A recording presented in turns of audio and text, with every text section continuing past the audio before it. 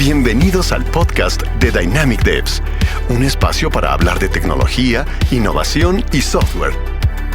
Aprende e inspírate de quienes respiramos y nos dedicamos al desarrollo de software. Únete si eres uno de nosotros. Hola, yo soy Jonathan González, Chief Strategy Officer de Dynamic Devs y bienvenidos a otro episodio del podcast de Dynamic Devs.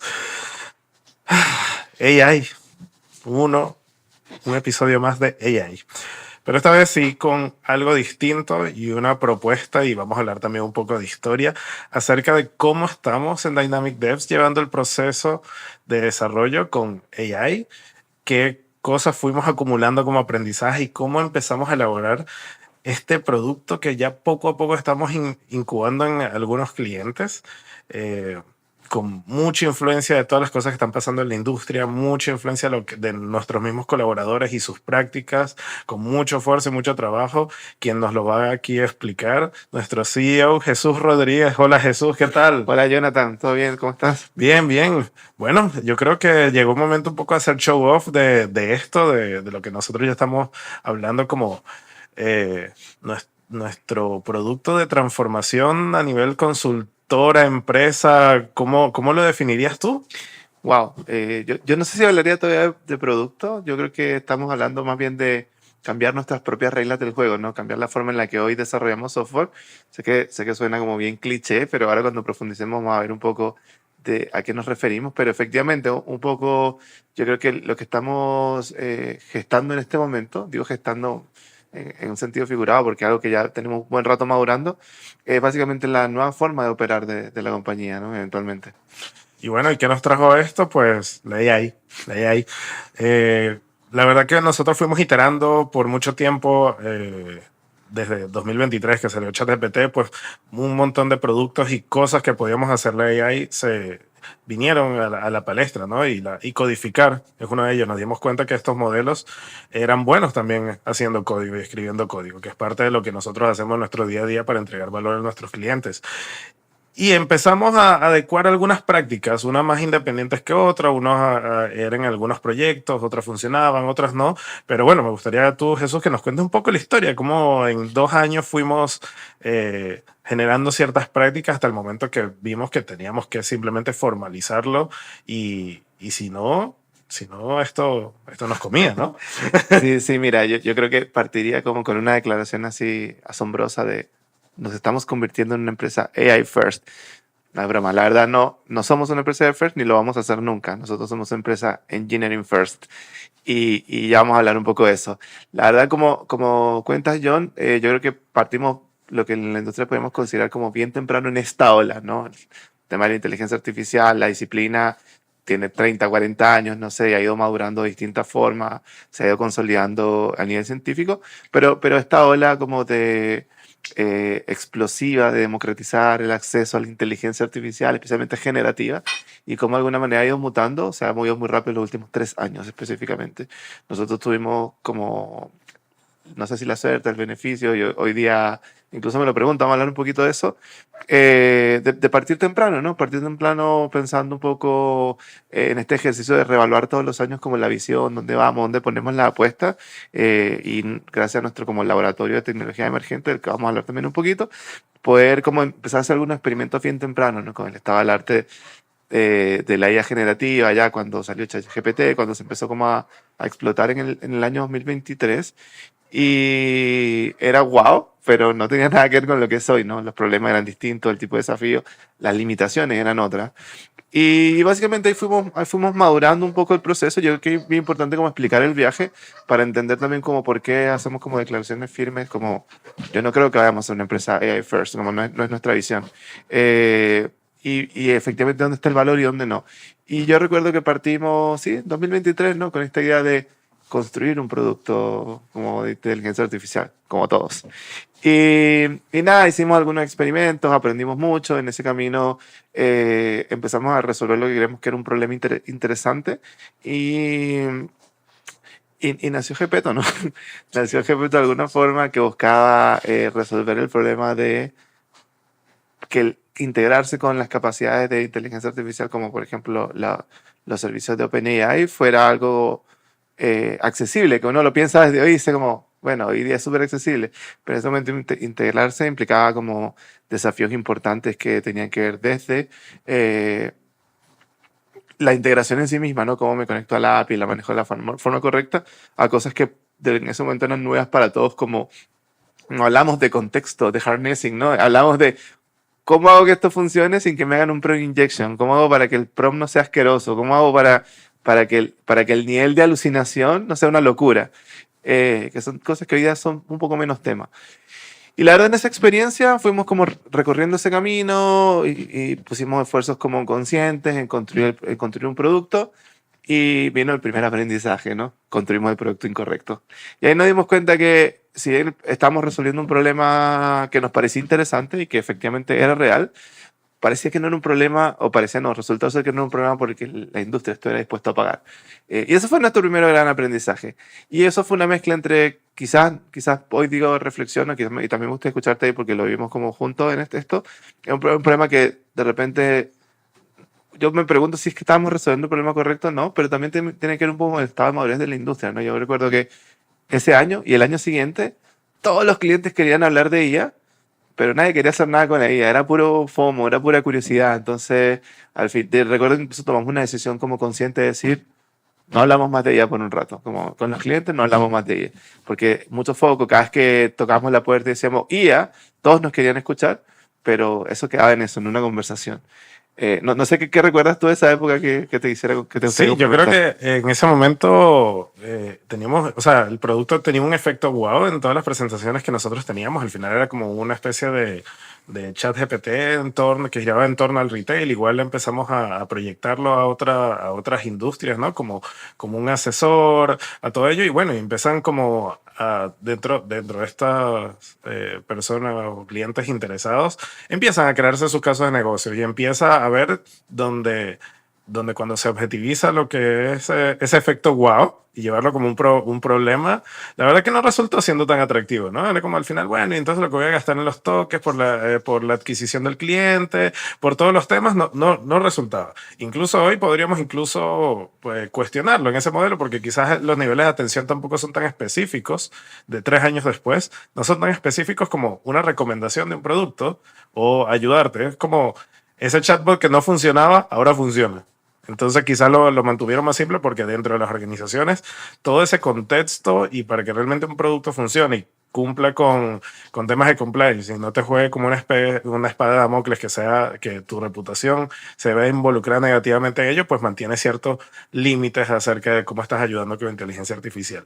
Pero lo que sí aprendimos, Jesús, para que me complementes, es sí aprendimos a desarrollar inteligencia artificial, ¿no? No solo desarrollar un producto que involucre herramientas alrededor de inteligencia artificial generativa, sino también un proceso que involucra apoyarnos en la inteligencia artificial generativa para generar código, generar prácticas, ¿no? Me gustaría un poco comentar acerca de eso, cómo fueron esos inicios, ¿no? En quizás un poco el copiloto, el cursor que nos hablaba. Sí, mira, y ahí fue bien interesante porque efectivamente, como si bien como el resultado final del producto no era lo que esperábamos, lo que necesitábamos, el proceso fue lo más valioso aquí, ¿no? Como ese viaje que nos ayudó como a sentar la base de lo que hoy día es una capacidad, ¿no? Y ahí básicamente empezamos a ver dónde había valor y dónde no, en qué casos de uso, y lo que empezamos a encontrar consistentemente era casos de uso que hoy día yo lo cuento y suena como medio obvio, pero hace 2 años esto era un temón, ¿no? Como decíamos, oye, la verdad es que no hay ningún espacio, ninguna disciplina en la que vamos a aprovechar más como las capacidades de la IA generativa que en la propia ingeniería, ¿no? Y ahí te voy a citar un par de casos en la medida que vayamos avanzando en la línea de tiempo.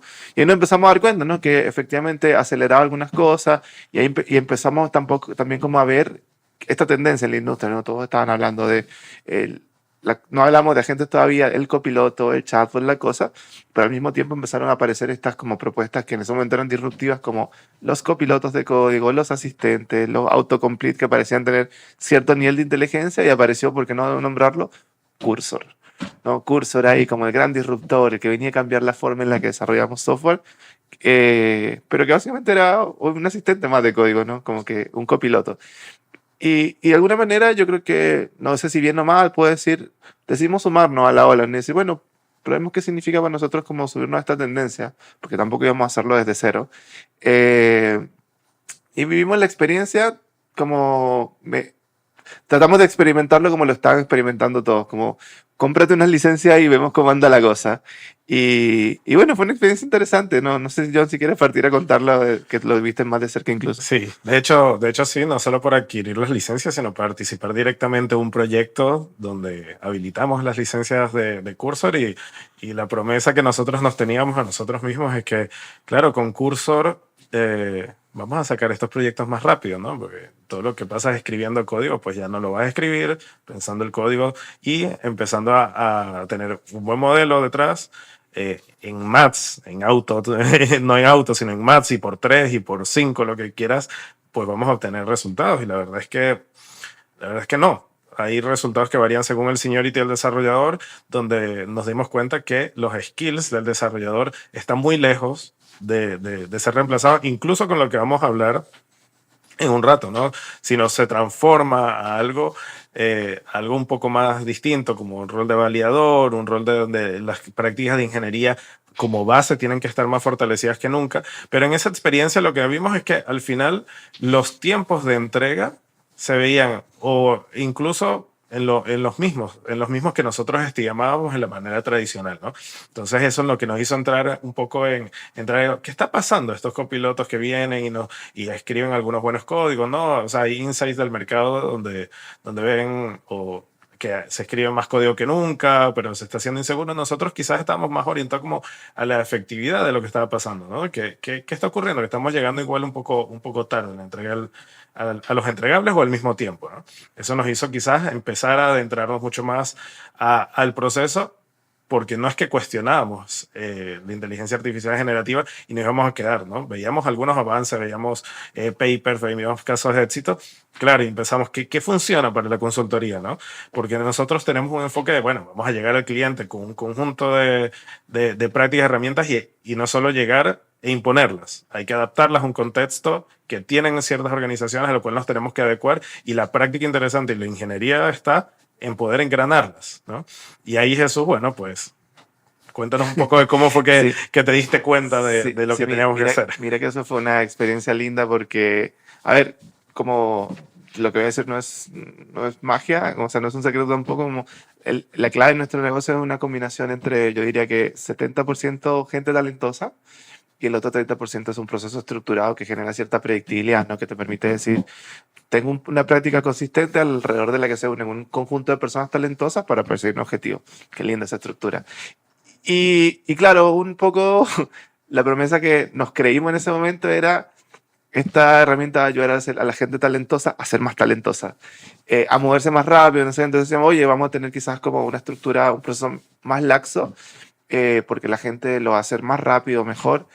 Y lo que nos encontramos fue lo contrario, ¿no? Como la gente se empezó a mover a una velocidad, yo no diría que exponencialmente mayor, empezamos a ver como mejora significativa, pero como dice John, había una correlación fuerte como entre el seniority de la persona, el nivel de talento, y también qué tanto tiempo tenía la organización y qué tan de alguna manera estaba como acoplado a nuestros procesos, ¿no? Entonces, y la correlación era rápida. Tenemos gente que venía llegando y le pasabas la licencia y salía cualquier locura por el otro lado, y hay gente que lo está haciendo increíble. Pero ese nivel de inconsistencia, nosotros simplemente no nos podemos permitir. Y ahí dijimos, ok, no es esta la manera, no se aplicaría al proceso de generar código. Este no es el camino. Como si hay valor, tiene que estar más como en usarlo para potenciar un buen proceso de ingeniería. Y de alguna manera como que nos replegamos y decidimos como repensar nuestro proceso de desarrollo de software. Pensarlo más en un proceso... Paremos en el contexto de que todavía no estamos hablando de agentes, por favor, como que agéntico todo, que es lo que está sonando. Y básicamente es donde vemos oportunidades en acelerar ciertas etapas de nuestro como proceso de construcción de software utilizando herramientas de IA. Y ahí llegamos al insight que hoy día está llegando más o menos a la industria también, ¿no? Hemos llegado todos a distintas velocidades de que esto va a tener un buen proceso de ingeniería. Esto va a tener un buen proceso de ingeniería. Un buen proceso apalancado con IA es un tremendo multiplicador. Un mal proceso es básicamente una bomba de tiempo. Y empezaron a aparecer otros desafíos, ¿no? Como nosotros generalmente hacemos proyectos, es lo que más hacemos, y lo hacemos generalmente dentro del contexto de nuestros clientes. Entonces, para nosotros, no solamente nosotros adaptar un proceso de ingeniería como hermoso y pintarlo y adoptarlo, sino también implicaba como ir a los espacios del cliente y hacer que este proceso viviera como dentro de sus restricciones, dentro de sus limitaciones, con sus condiciones y sus procesos como naturales, porque son empresas, no sé, que de repente son altamente compliance, que tienen mucho software legado. Y ahí en el camino fuimos también como probando herramientas, cómo se iba moviendo la industria. Yo quiero hacer, por ejemplo, una mención honorífica. Hace 2 años probamos lo que hoy día es AWS Transform, por poner un ejemplo, y los resultados eran terribles. Como Sí. yo recuerdo, yo recuerdo que me tocó en un Immersion Day preparar una charla como sobre herramientas como las herramientas de GenAI de Amazon, y entre las que me tocó como demostrar, una era Transform, ¿no? Me tocó probarla un poco para compararla con otras alternativas, y yo decía, es terrible, es terrible, es un desastre. Y hoy, por ejemplo, la evolución que ha tenido a AWS Transform, yo la puedo calificar como una herramienta Sí, única e increíble. O sea, lo que hace es tremendo, lo que es capaz que de lograr. forma parte ya de nuestro stack, en nuestra subdivisión de cómo desarrollamos en AI. O sea, Correcto. hablando de productos, transformación y migraciones y lo que son toda la parte agéntica de AI. Bueno, sin Transform, no, la parte de migraciones no la podremos llevar a cabo. Sí, capaz nos tomaría como tener que resolver problemas que ya están súper resueltos, ¿no? Y ahí fue interesante porque pues, es como poner un poco el desafío en contexto, ¿no? Para nosotros, nosotros no hacemos proyectos de, oye, desarrolla el proyecto nuevo del startup Greenfield que se te acaba de ocurrir todas las veces. De hecho, si yo tuviera que poner una balanza, probablemente será que nuestros proyectos serán 20-30% Greenfield y el otro 80-70% proyectos Brownfield, proyectos que implican construir sobre una base de código. Nuestro pilar fundamental es la modernización. Entonces, para Y si hay nosotros, artefactos Greenfield, lo que hay detrás. claro, es integrarse con un ecosistema que te lo encargo. Entonces, mucho tiene que ver con entender una base de código existente, legado, con o sin documentación, más sin que con, antipatrones, malas prácticas, y ojo, malas prácticas no porque quien lo construyó fue malo, prácticas que en su momento tenían mucho sentido, pero que hoy, 15, 20 años después de haber construido estas soluciones, ya no tienen sentido con cómo se mueve el mundo y la industria. Entonces, implica como comerse una serie de brechas que estaban lejos de las promesas de cursos, ¿no? De, bueno, siéntate aquí, dime tu idea y yo la voy a vomitar por el otro lado. Y ahí básicamente empezamos a construir como esta práctica, como una serie de piezas sueltas. Yo creo que esto es lo importante aquí, que al final era como una serie de piezas sueltas que se incorporaban o no en los proyectos, ¿no? Como medio, una especie de Lego que íbamos armando por separado. Entonces, algunas prácticas en modernización, algunas prácticas en lo que tenía que ver con la transformación como del ciclo de vida de desarrollo DEO, pipeline, integración continua, en el propio proceso de desarrollo en sí mismo, hasta que en algún momento, finales del año pasado, en este como idea de empezar a transformarnos, dijimos, oye, ¿qué pasa si juntamos todo esto y hablamos de un solo proceso, ¿no? Hablamos de un solo proceso y lo empezamos a poner a disposición de los clientes, porque un poco estaban todos en la misma, ¿no? Hoy día, ya que hablamos de agentes, ya que hablamos como del estado del arte, Cloud Codes que la está rompiendo, por ejemplo, todos están diciendo, oye, ¿cómo esta como promesa del 10X Engineer, que tengo 20 años escuchándola y apareció de nuevo una vez más, todos están diciendo, no, ¿cómo compro un par de licencias de tal o cual herramienta para hacer que mis desarrolladores vayan 30, 40 veces más rápido? Y después va y revisa el proceso y es un mal proceso. Entonces un poco lo que estamos tratando de ayudar ahora como al ecosistema, a nuestros clientes, es como te pongo a disposición del proceso completo, ensamblado, ¿no? Que de alguna manera tiene en el camino como los controles, por llamarlo de alguna manera, que permiten hacer que esa como temor que todos tienen como de la alucinación, de la degradación, como de la efectividad del modelo, lo voy controlando y lo voy regulando con una práctica de ingeniería que hace que de alguna manera los resultados sean predecibles. Y de ahí nace este modelo básicamente que hoy día tenemos como de AI Factory, en el que básicamente construimos un ciclo de vida entero como apalancado en capacidades de IA, no solamente en capacidades agénticas, eso es muy importante aclararlo, pero que no es más que la evolución de nuestro propio modelo de desarrollo de software. Yeah.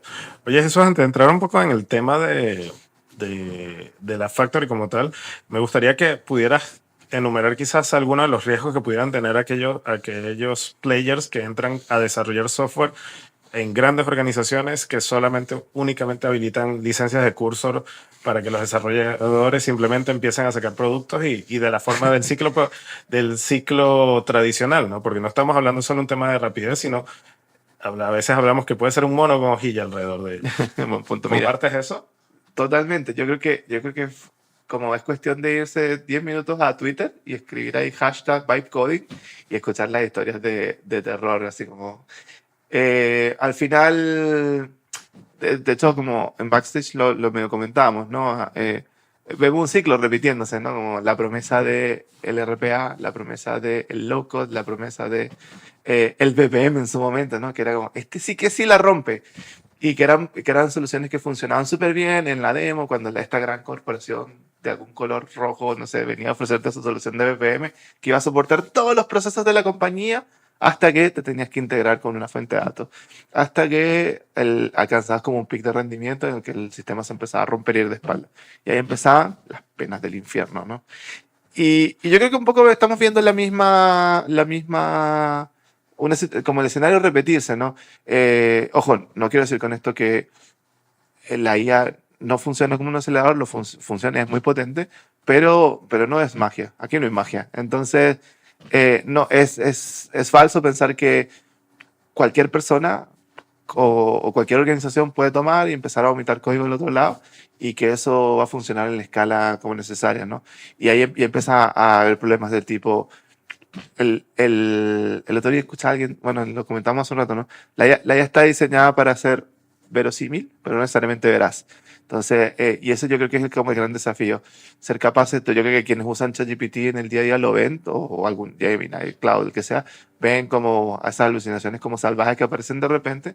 Imagínense esto llevado como a nivel de código. Entonces, hay riesgos importantísimos a nivel de seguridad, hay riesgos importantísimos a nivel de calidad, hay riesgos brutales a nivel como de la capacidad de escalar que tienen estas soluciones, ¿no? Porque hacer software fácil siempre ha existido como alternativa, ¿no? Si no, ahí están las millones de herramientas low-code que existen de hace 15 años. Y quizás uno tiene que pensarlo desde la perspectiva del caso de uso, pero hacer software como de verdad, de verdad quiero decir, para soportar procesos reales a gran escala, a nivel corporativo y seguro, ir y comprar un par de licencias de Cursor puede resultar incluso peligroso. Claro, bastante peligroso de hecho. Bien, y cuéntame quiénes en este modelo, cuando tuviste como la oportunidad como de diseñarlo y darle neuronas a esto, ¿estamos hablando de solo un equipo técnico que está involucrado sobre este modelo, sobre esta fábrica? No, de ninguna forma, de ninguna forma. De hecho, yo te voy a decir que, no quiero ser como sabes, decir que el equipo técnico fue el que le tomó menos complejidad. Pero efectivamente, era como donde teníamos como una base más sólida a la que guiarnos, ¿no?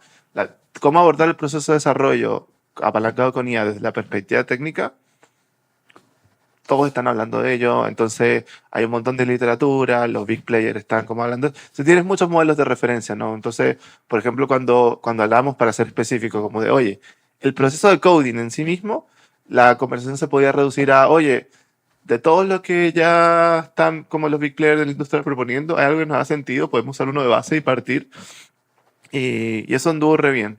¿Dónde está como el desafío real? Y con esto lo conecto como con la respuesta a tu pregunta, en gestionar el ciclo de vida completo, ¿no?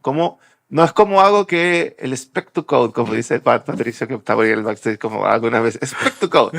¿Cómo hago que el spec to code sea bueno? No. ¿Cómo hago que sea un buen spec? Ese es como, al final, como todos los procesos como de desarrollo, garbage in, garbage out. Entonces, yo te diría que el desafío más importante aquí vino desde la mirada de producto, metodológica y de operación, ¿no? Cómo construir un proceso que sea armonioso, y que tengan los controles para lograr algo tan importante como que un modelo de inteligencia artificial que por naturaleza es no determinístico tenga resultados predecibles. Y ahí yo creo que el trabajo más importante tuvo que venir desde ese lado, desde el equipo de operaciones, tratando de diseñar un proceso que garantizara que lo que entrara a la factory fuera lo suficientemente sólido para después pasar por un proceso dentro de la factory controlado y que la salida tuvieran los mecanismos para ser verificables. nosotros en esto no solo tenemos únicamente un proceso, tenemos también add-ons al proceso y lo que comenta Jesús es justamente de eso con respecto a la calidad de la especificación. Y si vamos a tocar el tema de la fábrica, lo voy a dejar un poco más adelante, pero quiero que nos hables un poco de este motor de requerimientos, ¿no? De también que es un add-on potenciado con IA, pero que está orientado a estos product owners que si bien fácil es como, yo quisiera escribir mis requerimientos y que saliera el software, y es como darte cuenta, hermano, todavía te falta escribir requerimientos de la manera correcta. Y justamente es ahí donde también tenemos una especie de proceso y pieza técnica que ayuda a ello. ¿Puedes hablarnos un poco más de eso? Sí, mira, feliz. Mira, yo creo que aquí un poco salimos todos desde medio desde las heridas de guerra, incluso, ¿no? Cuando abrimos esta conversación se dio medio natural, porque al final, hoy lo puedo decir como desde Dynamic Devs, pero lo puedo decir también desde mi vida pasada, y yo creo que todos en el equipo pueden contar la misma historia. Los que estamos en tecnología haciendo proyectos desde los años que tengamos, uno de los principales desafíos es como que la pedida llegue bien. Y, y cuando básicamente estás pensando en este modelo como de automatizar ciertas etapas con el espíritu de buscar un desarrollo que tenga una velocidad exponencial o de que algunas etapas sean un poco más autónomas, esto pasa a ser aún más importante, ¿no? Como porque tienes menos visibilidad. Entonces, yo creo que fue como una conversación bastante natural decir, ok, ¿qué es lo más importante acá? Buenos requerimientos. Vamos a por ello. Y lo que nos ayudó a nosotros un montón fue que efectivamente ese es nuestro desafío de todos los días. Entonces, desde nuestro equipo de operaciones ya teníamos diseñado todo un modelo para levantar buenos requerimientos. Entonces, ¿cómo volcamos esto? Algunas capacidades. Y eso fue súper lindo porque los problemas son los de siempre. Mala historia de usuario, mal refinado, el requerimiento no estaba tan claro. Y ojo, a veces es lo natural, no tiene que ver con ni siquiera, a veces tiene que ver con buenas o malas prácticas, a veces tiene que ver con entender que funciona así, ¿no? Muchas veces, a quien no le ha pasado, que de repente ves algo y dices, quiero más o menos esto, y cuando lo ves funcionando dices, como que no era tan así lo que yo quería. Y ahí hay un poco como cómo tomar ese requerimiento, esa ambigüedad y aterrizarla. Es uno de los grandes desafíos que hemos tenido como industria. Sigue siendo desafiante. Nosotros lo que hemos hecho alrededor de esto es construir toda una metodología para hacer descubrimientos. El secreto de nuestro negocio es escribir buenos requerimientos, porque solo con eso podemos desarrollar buen software. Y el buen software es más importante como los aspectos funcionales que los técnicos, indudablemente, ¿no? Puedes construir una arquitectura increíble que escala exponencialmente, pero que no resuelve ningún problema, y el proyecto no habrá tenido ningún sentido. Este motor de requerimientos no vemos código involucrado, ¿o sí en algún momento? Eso es un buen punto. Quizás esta conversación, hoy que estamos grabando el podcast, se ve distinta a dentro de unos meses, por ejemplo, porque así está evolucionando esta industria. Pero hoy, ¿de qué nos hacemos cargo como en esta capacidad? Básicamente, lo que hemos hecho es llevar nuestro proceso de discovery a una capacidad ingeniería agéntica. Entonces, sigue teniendo un componente metodológico importante en el que vamos. Hacemos de alguna manera todo un ejercicio que es más metodológico de ir a levantar todo lo que, como el mundo como de ingeniería de prompting o agéntica llamaríamos como un contexto, pero básicamente entender como el contexto organizacional, lo distinto a lo que hemos hecho siempre, que es lo interesante, que ahora somos capaces de volcar esas capacidades en algunos cuerpos de conocimiento, algunas bases de datos vectoriales, algunos grafos, algunas bases de documentación simplemente como disponibles para ser consumidas por la gente. Y la gente básicamente lo que ayuda es a generar consistencia. El otro día lo poníamos un ejemplo, ¿no? Un desafío para nosotros que acompañamos a las organizaciones a desarrollar software siempre ha sido como que escriban buenos requerimientos. Pero también hay una realidad como que tiene que ver con el factor humano, ¿no? Como incluso nuestro mejor product manager no escribe los mismos requerimientos, los requerimientos de la misma calidad el martes en la mañana que el viernes a las 4 de la tarde. Y básicamente con esto lo que buscamos es empezar a cerrar esa brecha. El elemento humano sigue siendo importante, pero básicamente hoy día estos equipos son capaces de palancarse una serie de gente que los ayudan a iterar las iniciativas, a enriquecer el contexto, a enriquecer, por ejemplo, el contexto técnico y además a construir los artefactos de salida. Porque esto también es un desafío importante que nos planteamos, ¿no? Cuando decíamos, ¿cuál debería ser la salida de este motor? La pregunta que viene de cajón es, ¿para quién es la salida? ¿No? ¿Es un documento que lo va a leer un humano? ¿Es un documento que lo va a consumir la IA? es ambos. Es ambos. Y en función de eso, la respuesta a la que nosotros digamos es que es ambos. Y por ende, tenemos que generar artefactos que tenían sentido. Entonces, por ejemplo, para nosotros como un hecho como axiomático ya, incluso diría, es, si lo va a leer la IA, que lo construya la IA. Si lo va a leer un humano, que lo construya también un humano, pero con la ayuda de la IA. O sea, que lo construya también la IA, pero con la ayuda de un humano. Y como marcar esa cancha claramente nos permitió llegar a mayores niveles de completitud, porque esto no va solo de velocidad. Yo diría que la velocidad incluso pasa a ser como uno de los elementos menos importantes. No es que no es importante, el impacto que puede lograr en velocidad es tremendo, pero la verdad es que sin tener como buena completitud, más certeza, el tema de la velocidad pasa como un segundo plano. O sea, nosotros desde la perspectiva de ingeniería y diseñando esto, sí. Sin embargo, no pasa lo mismo cuando tenemos que mostrar esto, ¿no? Que es lo primero que preguntan. ¿Cuántas X voy a mejorar? Sí, sí, es natural. Yo creo que pero fíjate que igual hay una correlación ahí que no siempre es tan obvia, ¿no? Cuando uno mira el proceso de desarrollo de cualquier organización, esta sensación como de angustia que tienen como los líderes, los decision makers o los sponsors, de por qué esto no puede ir más rápido, a veces mitad de expectativas irreales, pero mitad de realidad. Pero cuando uno mira esa mitad que es realidad, no siempre es mitad y mitad, pero cuando uno mira esa mitad, muchas veces no tiene que ver con como la velocidad en sí mismo, ¿no? O estas cosas que están como frenando la velocidad, están asociadas a factores que es como el retrabajo, por ejemplo. Entonces, en realidad, no es que el equipo es lento, es que el equipo itera tantas veces el requerimiento que al final el resultado es que sí es lento. Entonces, el problema a resolver no es hazlo más rápido, es hazlo bien para que no te lo tenga que devolver tantas veces. Entonces, naturalmente, como decía, pasa a ser como la velocidad un elemento de segundo orden, pero claro, es el elemento sexy, es el elemento que todos están prometiendo, que todos dicen 10, 20, 30x. ¿Cómo evitamos que justamente lo que acabas de narrar y toda la historia se confunda con Spec-Driven Design? ¿Cómo evitamos que se confunda?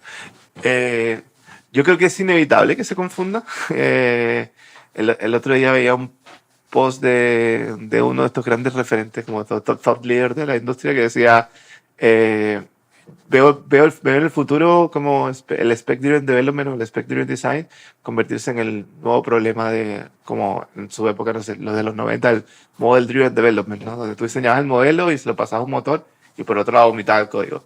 Entonces, cuando nosotros hablamos como del Spec-Driven Development, Spec-Driven Design, tiene que ver con la disciplina de construir requerimientos, un spec, para que un agente de inteligencia artificial lo lea, es específicamente esto, y vomite código. Dependiendo como del patrón de spec to code que elijas, porque hay muchos, puede quedar pasos intermedios, pero la premisa es esa. Nosotros el problema que estamos buscando resolver con el motor de requerimiento está en cómo hago que el spec sea coherente con la necesidad. Y eso es como el elemento fundamental del motor. Bien. Y ahora pasando a ese output que da el motor de requerimientos, para mí eso yo lo voy a ver como una sola pieza todo. O sea, son al final como cosas distintas, add-on, una cosa no depende de otra, pero no lo recomendaría usar por separado.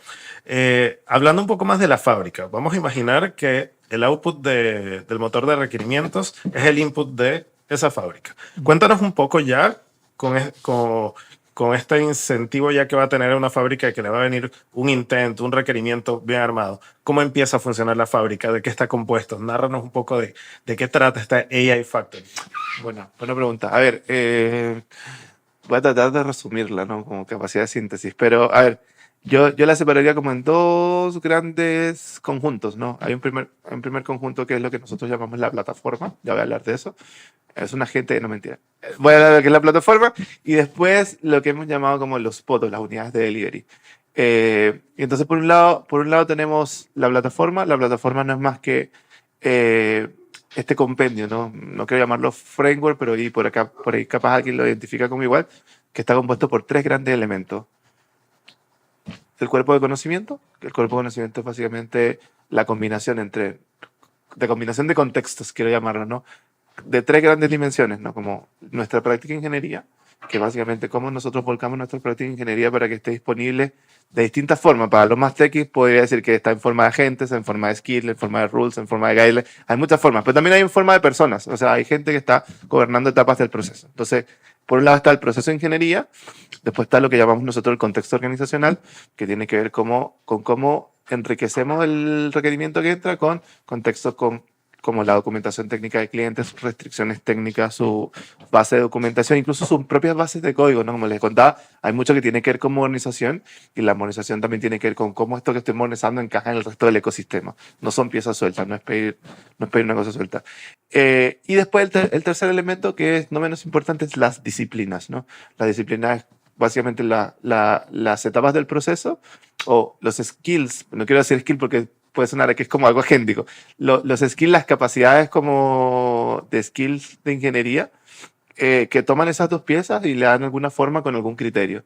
Y ahí básicamente hay personas, hay roles distintos que de repente van mutando en función de la naturaleza del proyecto. Nosotros, creo que no lo comenté, pero cuando hablamos del ciclo de vida de desarrollo, en realidad hablamos de 3 ciclos de vida de desarrollo para nosotros en este modelo. Tenemos el ciclo de desarrollo de productos, que es lo que hoy día es Greenfield. Tenemos el ciclo de vida de desarrollo como de IA, como es la IA desarrollando IA, desarrollar nuevos agentes, capacidades más de inteligencia artificial, y el ciclo de vida de modernización, el ciclo de desarrollo de modernización, que tiene características distintas, que tiene complejidades distintas, y que si capaz lo juntáramos todos juntos, lo pusiéramos todos juntos, valga la redundancia, sería medio caótico, me lo imagino. Entonces lo hemos separado de esa forma. Entonces la plataforma se ve distinta también dependiendo del tipo de desafío, ¿no? Por eso decía que es como una especie de un compendio de herramientas que juntamos como un bloque grande de Lego. Y después están las unidades de delivery, que son los pods, que básicamente es lo que tiene acceso el cliente, ¿no? Y básicamente lo que hacemos ahí es, juntamos, también es una combinación entre capacidades humanas y agénticas, aquí sí quiero decir agénticas con todas sus letras, entre capacidades humanas y agénticas, más una serie de herramientas que permiten básicamente el delivery de iniciativas, ¿no? Estos son los que toman el requerimiento, los pasan de alguna manera por la plataforma y hacen ese como fine tuning, no del modelo, de la iniciativa, como refinan la iniciativa lo suficiente para que tenga sentido, y ahí es donde ocurre un poco esto que en el mundo más teórico llaman el human in the loop, ¿no? La validación con la organización, el manejo de las expectativas, que siempre es algo humano, y el proceso en sí mismo de delivery, la construcción, la certificación, el despliegue y también la retroalimentación. Pero básicamente estas son las capacidades que también le permiten a nuestros clientes entender cómo tener predictibilidad, ¿no? Como cuánto puede hacer una factory, o sea, cuánto puede hacer la capacidad que tengo contratada, cómo lo despliega, de qué forma se ven y qué artefactos genera. Ese punto como de conexión es esta figura de los pods. Entonces está compuesto por estos dos elementos. Si alguien estuviera interesado en habilitar esa AI Factory, ¿qué prerequisitos necesita y a qué está supeditado de entregar a Dynamic para empezar a habilitar esa fábrica? Buena pregunta, eso es muy buena pregunta. Nosotros hemos tratado de separar esto en 3 partes, entendiendo un poco como la realidad de las organizaciones. Como tenemos por un lado, lo contamos como el motor de requerimientos, eso es como fundamental. Después está la fábrica en sí misma y después tenemos lo que nosotros llamamos con nuestro QA Lab, pero básicamente nuestra capacidad de ayudar a los clientes a incubar una práctica como de ingeniería de calidad, que no es lo mismo que aseguramiento de la calidad. La práctica de ingeniería de calidad, sí, está palanca de NIA, sí, algunas cosas agénticas hay, pero en realidad lo más importante es la disciplina. ¿Por qué estas 3 cosas son importantes? No significa que las tienen que comprar las 3. Hoy voy a ir a como responder la pregunta. Porque los elementos fundamentales aquí son tener buenos requerimientos. No importa qué tan buena sea la fábrica, no importa qué tan rápida sea, la nuestra y la de todo el mundo, la del mismo cliente. Si no hay buenos requerimientos, esa promesa de velocidad va a ser una falsa. Siempre. Y después, por otro lado, la capacidad de certificar o validar o generar como las evidencias necesarias para que los artefactos que se generan en la factory se incorporen al proceso natural de la empresa. ¿Qué significa esto? Me gusta usar un ejemplo, ¿no? Nosotros tenemos clientes de industrias altamente reguladas que tienen su proceso de desarrollo de toda la vida y que cambiarlo hoy implicaría cambiar toda la organización. Estructuras, roles, personas, políticas de compliance, ir con los entes reguladores.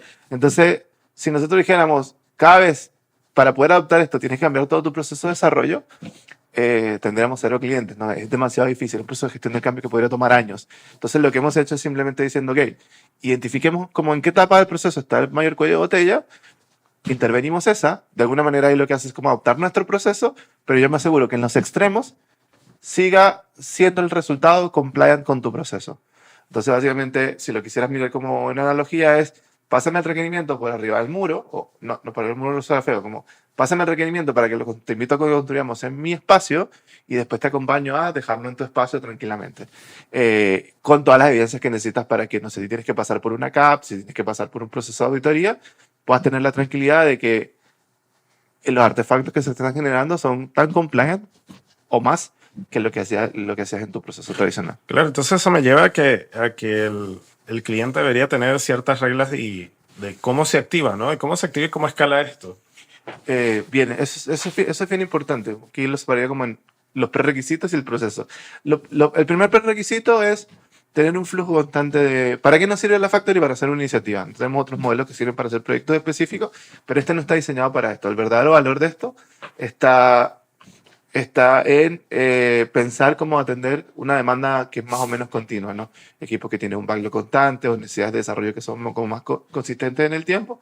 La razón de esto es porque como los mismos equipos de desarrollo, esto tiene un proceso de ramp up.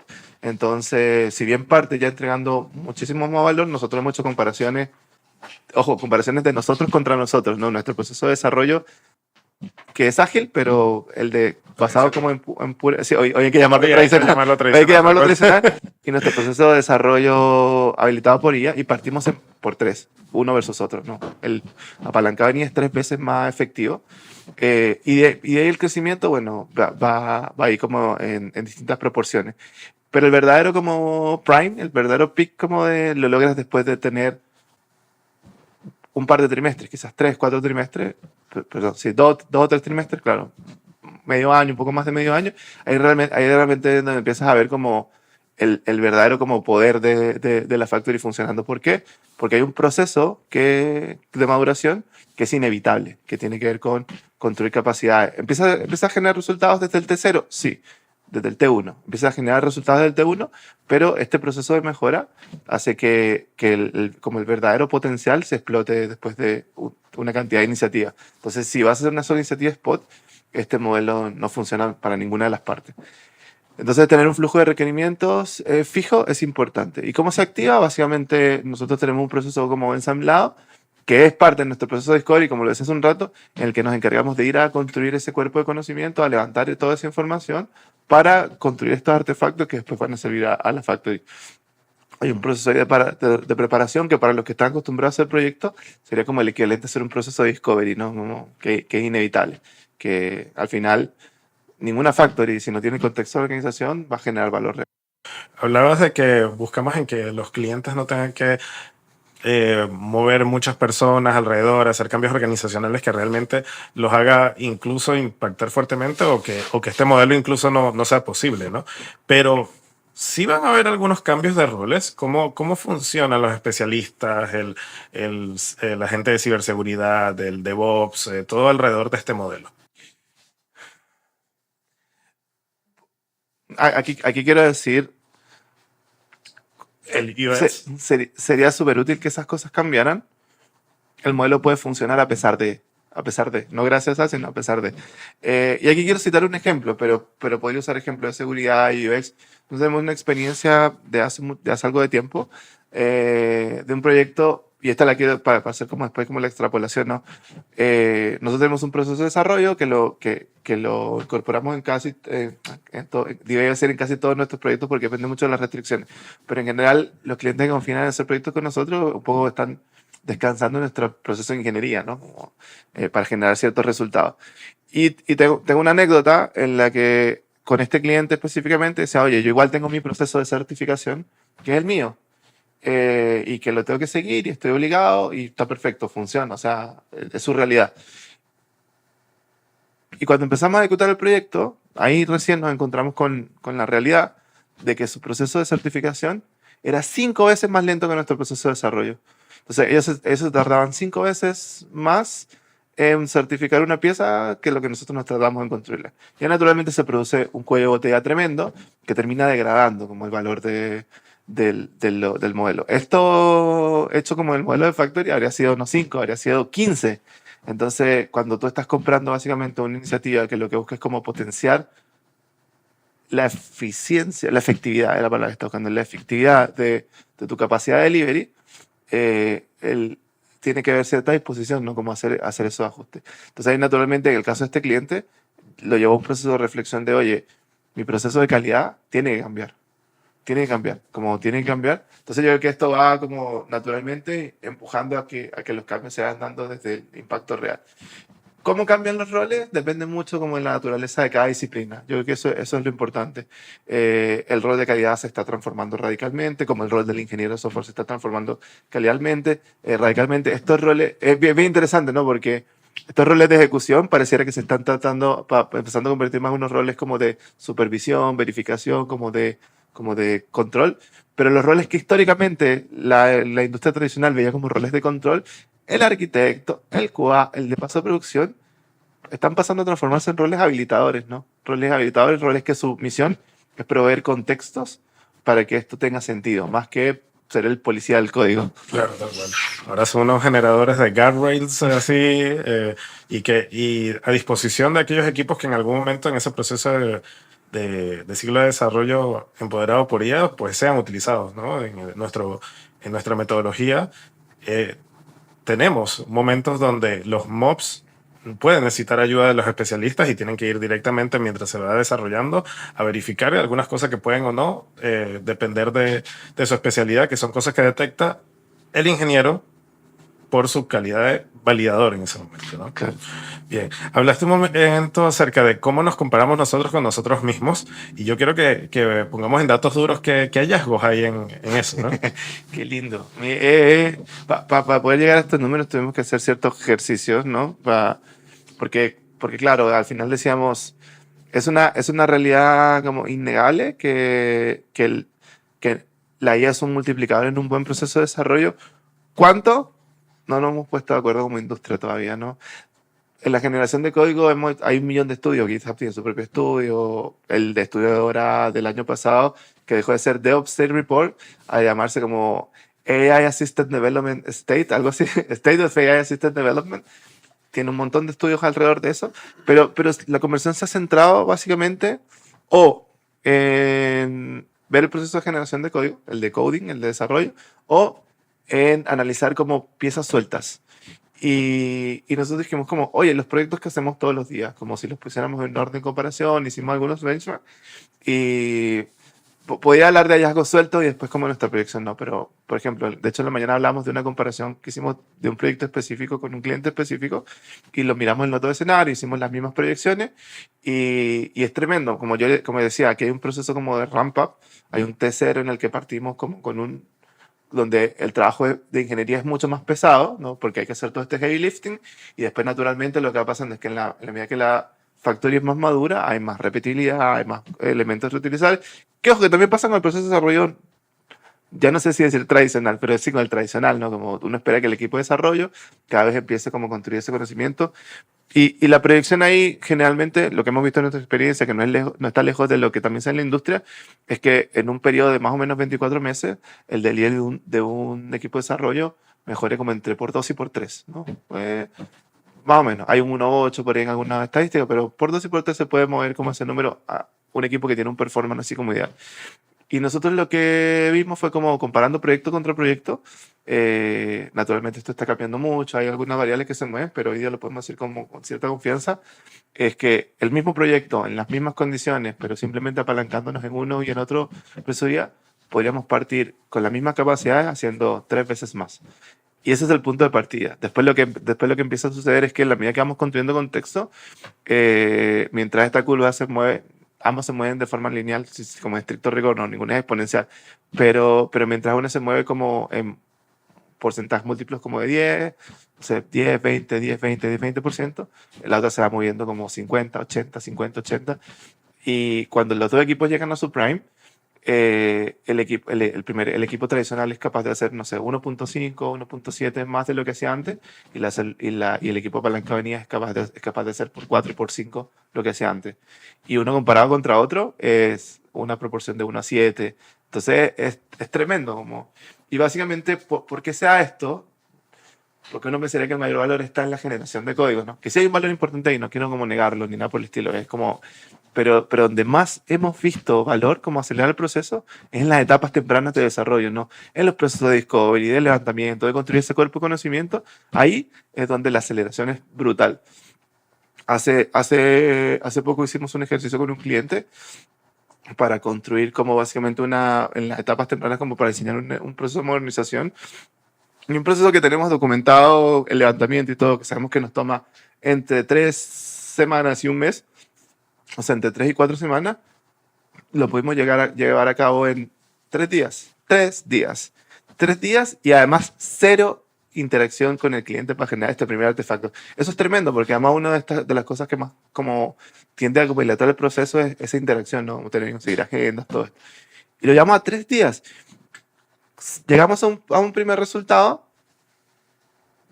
yo diría que incluso igual o más bueno que el del proceso tradicional, que igual necesitaba ser enriquecido, pero déjenme confesarles, también como cuando haces este proceso un mes, el resultado final también tienes que enriquecerlo. Entonces la posibilidad de tener una primera versión de algo mucho más temprano y partir la iteración desde ahí si fuera necesario, es tremendo, cambia todo. Maravilloso. Oye, cuéntanos un poco si tenemos un cliente que no se deja vencer por la prueba de Turing y dice, ¿qué obtengo yo en la fábrica con respecto a personas? ¿Qué roles están involucrados de Dynamic Devs en la habilitación de esta fábrica? Esa pregunta se vence muy rápido. Quiere decir, que hoy día tiene una vigencia y va a cambiar en el tiempo. Como capaz hace un mes era distinta que hoy. Pero hoy, cuando nosotros diseñamos la factory, otra vez, en las dos dimensiones, ¿no? Esto igual es difícil como que el cliente tradicional que está acostumbrado a contratar personas, a contratar como staffing, lo asimile, ¿no? Como nosotros, esta ha sido nuestra promesa, creo que desde el día 1, John, corrígeme si no es así, es como cuando alguien contrata alguna iniciativa con Dynamic Devs, está contratando no solamente como el equipo que está ejecutando el proyecto, sino todas las capacidades de la organización que están detrás. Eso implica que aunque no estén considerados en el proyecto, hay arquitectos, roles especializados, de alguna manera participan del proceso. Y eso es lo que nos permite mantener como consistencia en la calidad de nuestra ejecución. Hoy día un poco tratamos de mantener ese espíritu, entonces cuando hablamos de la plataforma hablamos de estas capacidades transversales, ¿no? La arquitectura, el UX, las capacidades como de integración continua, están todas en la plataforma. ¿Por qué están en la plataforma? Porque eso es lo que permite que el cliente pueda escalar en pods sin tener que pasar por un proceso de onboarding nuevo. Entonces el contexto de la arquitectura, el contexto de los diseños, el contexto del sistema de diseño, de los pipelines, de los ambientes, está en un lugar centralizado al que todos tienen acceso. Entonces yo diría que ahí obtiene capacidades. ¿Cuántas personas hay adentro? Eso es la salsa secreta. Una de las preocupaciones de los clientes también, y preocupaciones mucho, es todo lo que está girando alrededor de los tokens. Como que pareciera que ya es de meme ver que se te agoten los memes, los tokens de cloud y que tengas que esperar, ¿no? Lo que se traduce en un retraso de eficiencia, o simplemente tienes que empezar a soltar la billetera con un presupuesto que quizás no contaba. Vemos empresas que se han gastado presupuestos de un año en solo un Q con respecto a la inteligencia artificial. ¿Quién paga los tokens acá? Y si es un momento de preocuparse, ya que tenemos un proceso donde en todas partes hay consumo de tokens. Mira, ¿Cómo lo ves tú? ¿Hay que preocuparse por ello? Fíjate que ningún cliente nos había hecho nunca esa pregunta. Y yo creo que es una pregunta súper legítima. Hoy, pienso en la industria en Latinoamérica, no es un tema. No es un tema, quiero decir, la mayoría de habrán casos excepcionales, y la mayoría de los casos con los que nosotros nos hemos encontrado donde se encuentran con esta realidad de los tokens no me alcanzan, tiene que ver más con que el proceso no es muy eficiente, más que realmente están generando una cantidad de código que permita... También hay una incoherencia entre, como, no sé, el plan que contrataste y qué sé yo. Y con eso en mente, nosotros hemos decidido que el cliente se tiene que abstraer de eso. Entonces, al final somos nosotros como Factory generando código apalancado en herramientas de IA, pero tú lo que estás comprando es el throughput. Entonces, ¿cuántos tokens estás consumiendo por detrás? No tiene que ser una preocupación para ti. Donde quizás hay una sutileza distinta cuando el producto que estamos construyendo es un producto de IA, ¿no? Porque eventualmente el cliente lo tiene que adoptar y hacer correr su infraestructura, y tratamos de perseguir que, claro, que si es un producto que está apalancado en alguna herramienta como OpenAI, Anthropic, lo que sea, ser transparente como en la relación como de consumo que tiene. Pero eso más como de la perspectiva de la arquitectura. Pero desde la perspectiva de la factory, para el cliente igual es transparente los modelos que están detrás y por consecuencia como los economics de los tokens. Eso es algo que nosotros como de alguna manera encapsulamos en el modelo. Perfecto, muy bien. Muchas gracias, eso, por explicarnos todo este modelo del cual hemos co-construido de la Factory. Bueno, una forma que estamos llevando ya a nuestros clientes en la habilitación de los proyectos. Y bueno, me gustaría saber si hay algo que me faltó en toda esta interacción de las preguntas acerca de la Factory que quieras complementar. No, yo creo que profundizamos bastante, incluso más de lo que esperaba. Creo que sí el elemento importante es entender, como decía, esto es parte de un proceso, o sea, lo que busca esto es como resolver el proceso integralmente. Entonces, como no competimos con el típico modelo de proyecto, a mí me gusta hacer como bastante énfasis en eso, porque cuando uno dice, oye, ¿cuánto me cuesta hacer un proyecto ahí? Eso es un modelo distinto, tenemos modelos diseñados para esto, pero esto lo que busca resolver es como la demanda continua en la organización. Y tiene valor ahí, y ahí es donde realmente como quien está persiguiendo como esta perspectiva de la eficiencia, es donde realmente se ve como la economía de escala, ¿no? Porque en el ejemplo que ponía, este proyecto comparado uno con uno, que era 5 veces más rápido, pero 3 veces más barato cuando lo costea. Entonces también yo creo que eso eventualmente, ojo, nosotros no estamos reinventando el agua tibia, a esto quería llegar, ¿no? Como al final el proceso de desarrollo de software va a cambiar, yo creo que va a cambiar para todos. No soy de la corriente de pensamiento de vamos a eliminar a los desarrolladores. Yo creo que estamos lejísimos de que algo así ocurra. Yo creo que simplemente no va a pasar. Esto es una promesa como la del low code vacía detrás. Pero sí creo que el perfil del ingeniero va a cambiar, pero también la forma en la que hacemos proyectos de software va a cambiar. Como hoy día pasa a ser más relevante la buena práctica de ingeniería, el conocimiento integral de ingeniería, que el conocimiento en profundidad que tú puedas tener de un lenguaje de programación específico. Y eso cambia radicalmente todas las reglas del juego porque cambia la composición de los equipos. Y como no es un secreto para nadie, en todas las industrias, la composición de los equipos determina como el costo de los proyectos. Entonces, no hay magia aquí, como es una fórmula súper simple. Bien, bueno, el futuro es hoy, viejo. Yo creo que lo que antes se veía como un momento que no iba a llegar, lo estamos viviendo en el presente. No solamente en las cosas que vemos en día a día en nuestra cotidianidad con la inteligencia artificial generativa, sino también en la parte en todo lo que es profesional. Así que nuestros clientes ya lo están viviendo, están como sumamente interesados y bueno, desde Dynamic Devs pues tenemos un conjunto ya de herramientas y procesos dispuestos para ayudarlos. Así que ha sido un placer, Jesús, conversar después de tanto tiempo en un podcast en este formato y con esta primicia que traemos. Así es. Bueno, nada, el futuro, gracias por generar esta conversación. Yo creo que igual está bien interesante. Mucho ha sido como, hemos mantenido como medio encerrados, tratando como de cómo conceptualizar esto y juntar todo este compendio de prácticas que hemos venido como desarrollando durante estos últimos años. Así que nada, yo creo que feliz de poder como tener esta conversación. Creo que vamos a tener muchas más de estas, porque lo que sí está pasando es que el panorama está cambiando demasiado rápido, ¿no? Yo recuerdo que por ahí en enero hablamos un poco como de este mismo tópico, como de cómo amalgamarlo, y habían desafíos como manejo de las ventanas de contexto, los code review, etcétera, que ya incluso ni siquiera son temas, porque esto se está moviendo muy rápido. Entonces el proceso está cambiando. Yo no soy capaz de imaginarme todavía cómo se va a ver el futuro, pero hay que surfearlo nada más. Sí, así que surfearlo y mucho trabajo y estar atento a esto. Es un proceso que va a estar constantemente versionándose. Yo creo que igual lo vemos como si fuera un proyecto de software más, ¿no? El cual tenemos que estar versionándolo, cambiándolo, permeando los equipos, como ellos se dan cuenta de que nuestros equipos que están distribuidos en las distintas factories están al tanto de los cambios que están ocurriendo, tomando las últimas versiones de este proceso.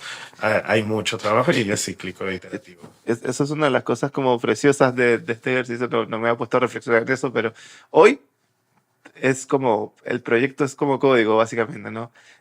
Todo, las reglas, la forma de trabajo, los procesos están realmente como documentados, versionados, incluso literalmente. Entonces, sí, yo creo que es software haciendo software. Software haciendo software. Bien, bueno, como de costumbre, ha sido un gusto tenerte en el podcast, así que para todos nuestros escuchas pueden compartir este podcast en LinkedIn, en X, en Instagram. Así que nos vemos en otro episodio del podcast de Dynamic Devs. Chao, chao. Chao. Gracias por sumarte al podcast de Dynamic Devs. Síguenos en Instagram, LinkedIn, Facebook, YouTube como Dynamic Devs y en Twitter como DevsInfo.